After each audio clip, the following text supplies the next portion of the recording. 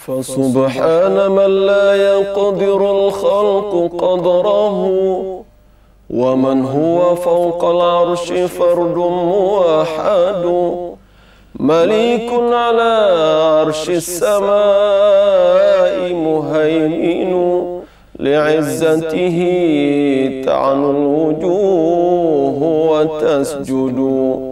فسبحان من لا يقدر الخلق قدره، ومن هو فوق العرش فرد موحد، مليك على عرش السماء مهيمن، لعزته تعلو الوجوه وتسجد.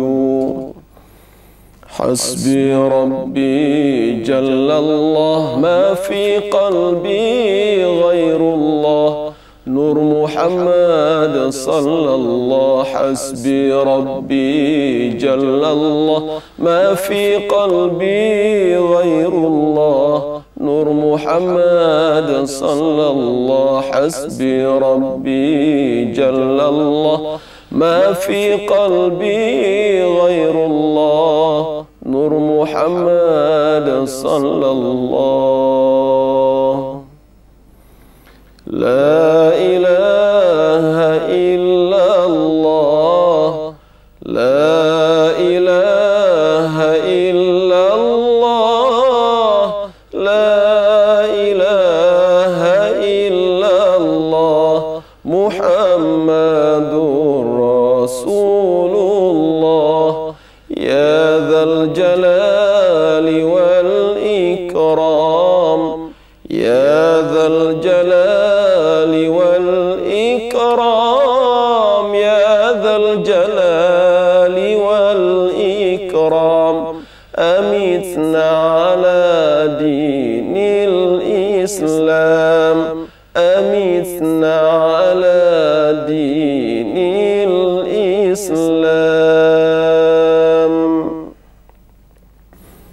يا ذا الجلال والإكرام.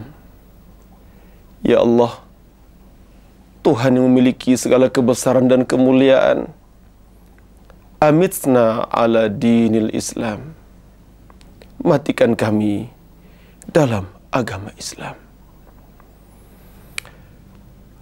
Alhamdulillah, alhamdulillahil qail, ya ayyuhalladzina amanu ittaqullaha ittaqullaha wal tanzur nafsum ma qaddamat lighad, wattaqullaha innallaha khabirum bima ta'malun. ولا تكونوا كالذين نسوا الله، ولا تكونوا كالذين نسوا الله فأنساهم أنفسهم، أولئك هم الفاسقون. لا يستوي أصحاب النار وأصحاب الجنة، أصحاب الجنة هم الفائزون.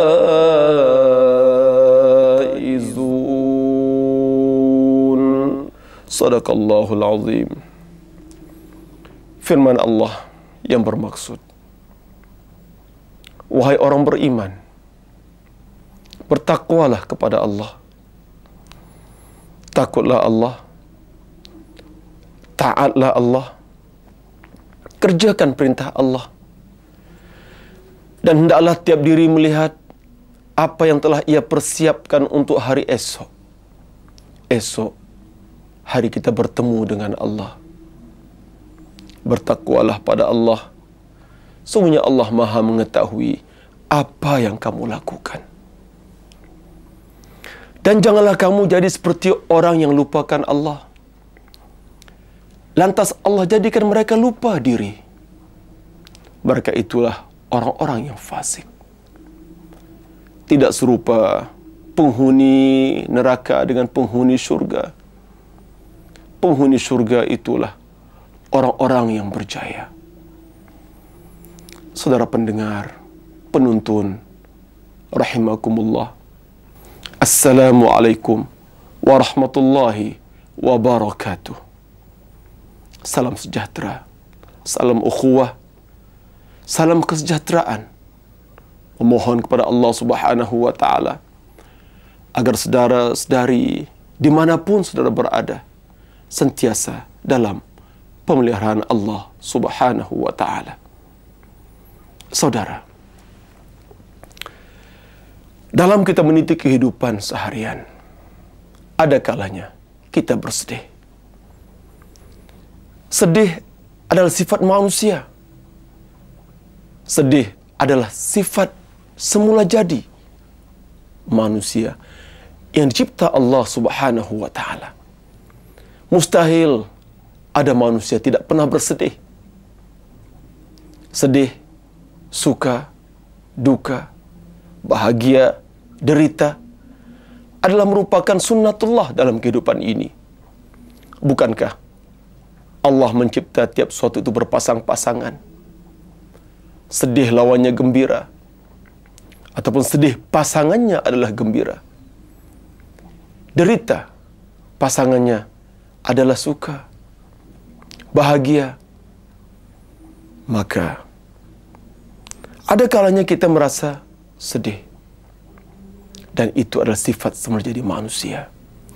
Namun saudara, apa yang perlu ialah bagaimana kita mengatasi kesedihan. Bagaimana untuk tidak menjadikan sedih itu suatu perasaan yang boleh mengikat diri kita, membelenggu diri kita, sehingga kita menjadi hamba kepada perasaan. Hingga manusia yang hilang pertimbangan dan sebagainya. Sedih tidak akan membawa kita kepada kehancuran. Bagaimana untuk kita menjadikan sedih untuk menghampirkan diri kita kepada Allah Subhanahu wa Ta'ala? Saudara sekalian, satu ketika seorang sahabat sedang bersedih. Lantas Rasulullah sallallahu alaihi wasallam bertemu dan bertanya kepadanya, "Wahai sahabat, mengapa kamu bersedih?" Lantas sahabat tadi menjawab, "Ya Rasulullah, aku bersedih kerana beban kehidupan yang terlalu berat di atas pundakku." Apa dia, kata Rasulullah? Hutang yang membelenggu diriku dan kesedihan yang mengikat sanubariku. Lantas baginda sallallahu alaihi wasallam bertanya, "Apakah kau ingin aku ajarkan satu doa, satu amalan yang jika kau amalkan, nescaya segala kesedihanmu, segala kedukaanmu akan diangkat oleh Allah Subhanahu wa Ta'ala, akan dipulihkan, akan diganti dengan kegembiraan dan kebahagiaan?" "Bala ya Rasulullah." Sebutlah, apakah doa, apakah amalan itu ya Rasulullah? Lantas baginda mengajarkan sepotong doa. "Wahai sahabat, jika kau amalkan doa ini setiap pagi dan setiap petang, insya Allah sebanyak manapun hutangmu akan dilunaskan Allah Subhanahu. Setebal manapun kedukaanmu akan dilenyapkan oleh Allah Subhanahu." Apakah doa itu, saudaraku sekalian? Baginda mengajarkan doa tersebut. "Allahumma inni a'udzu bika minal hammi wal hazan wa a'udzu bika minal ajzi wal kasal wa a'udzu bika minal jubni wal bukhl wa a'udzu bika min ghalabatid daini wa qahrir rijal." Wahai Tuhan, aku berlindung kepadamu daripada sifat sedih dan duka cita. Aku berlindung kepadamu ya Allah dari sifat lemah dan malas. Dan aku berlindung kepadamu ya Allah dari sifat bakhil dan juga penakut. Dan aku berlindung kepadamu ya Allah daripada beban hutang dan tekanan perasaan, tekanan oleh orang lain. Saudara sekalian, Ada 8 penyakit yang disebut oleh Rasulullah sallallahu alaihi wasallam dalam hadis tersebut.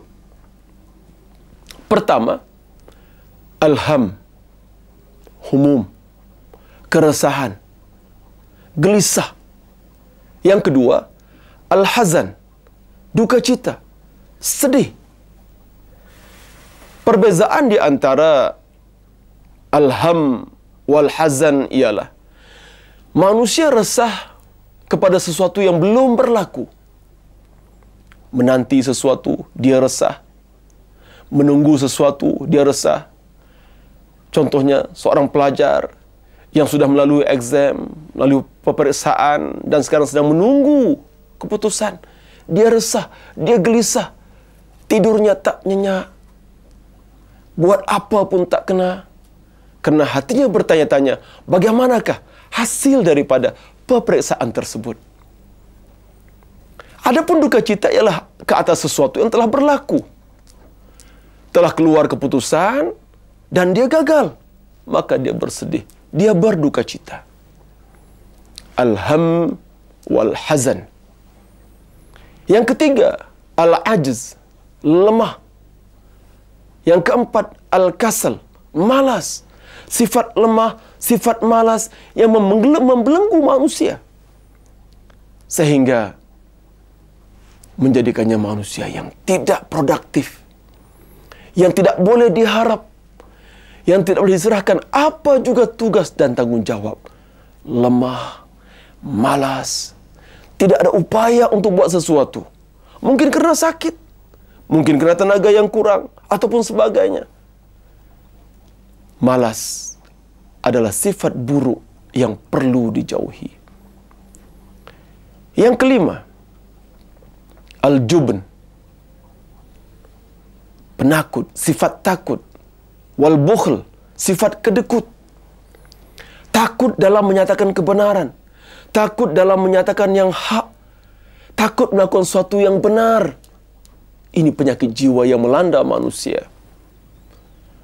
Wal bukhl, dan sifat kedekut. Manusia menjadi begitu terikat dengan hartanya. Enggan untuk bersedekah. Enggan untuk memberi. Dan yang keenam, yang ketujuh, ghalabatid dain, beban hutang. Beban hutang. Hutang yang banyak. Hutang yang melingkari tubuhnya. Dia tidak boleh bergerak akibat lilitan hutang yang terlalu banyak. Mungkin saja hutang itu hutang yang perlu. Makan, minum, rumah, tempat tinggal, dan sebagainya. Tetapi ada juga kadang-kala hutang yang tidak perlu. Hanya semata-mata ingin mengikuti corak kehidupan yang mewah. Melihat orang senang, dia ingin senang. Melihat orang mewah, dia ingin mewah. Melihat orang ada sesuatu, dia pun nak ada sesuatu. Maka dia sanggup berhutang. Ini penyakit yang akan menjadikan manusia hamba nafsu dan hamba perasaan. Membawa kepada kedukaan, kegelisahan, kesedihan, dan sebagainya. Saudara, amalkan doa yang diajarkan Nabi sallallahu alaihi wasallam. Allahumma inni a'udzubika minal hammi wal hazan wa a'udzubika minal ajzi wal kasal wa a'udzubika minal jubni wal bukhli wa a'udzubika min ghalabatid dain wa qahrir rijal. Ya Allah, aku berlindung daripada keresahan dan kesedihan. Aku berlindung kepadamu, ya Allah, daripada sifat malas dan juga lemah. Dan aku berlindung kepadamu, ya Allah, daripada sifat penakut dan juga bakhil. Aku berlindung kepadamu, ya Allah, dari beban hutang. Dan yang ke-8 yang terakhir ialah tekanan manusia.